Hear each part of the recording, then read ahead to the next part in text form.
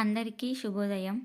గౌరవనీయులైన ప్రధానోపాధ్యాయుల గారికి, ఉపాధ్యాయులకు మరియు ఉపాధ్యాయునిలకు, ఇక్కడకు విచ్చేసిన ముఖ్య అతిథులకు, పెద్దలకు నా హృదయపూర్వక నమస్కారములు.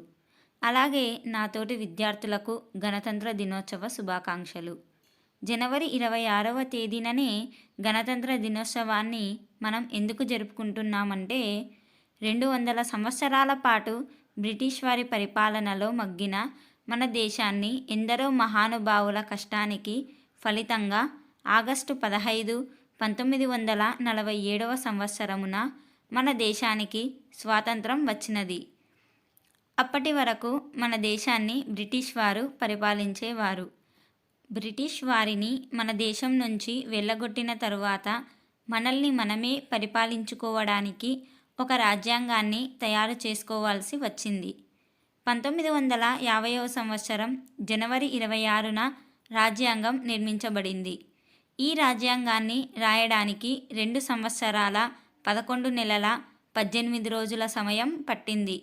మన రాజ్యాంగం అనగా భారత రాజ్యాంగం ప్రపంచంలోనే అతిపెద్ద లిఖిత రాజ్యాంగముగా గుర్తింపు పొందినది. మన రాజ్యాంగం అమలులోకి వచ్చిన రోజునే మనం గణతంత్ర దినోత్సవంగా జరుపుకుంటాము.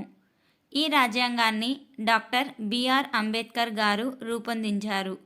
ఈ రాజ్యాంగంలో ప్రభుత్వ విధి విధానాలు ఉంటాయి. దీనిని అనుసరించే మన పరిపాలన ఉంటుంది. అందుకనే జనవరి 26వ తేదీన మనము గణతంత్ర దినోత్సవంను ప్రతి సంవత్సరము జరుపుకుంటున్నాము.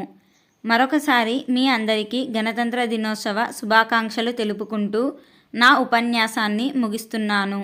ఈ అవకాశాన్నిచ్చిన ఉపాధ్యాయులకు నా ధన్యవాదములు. జై హింద్, జై భారత్.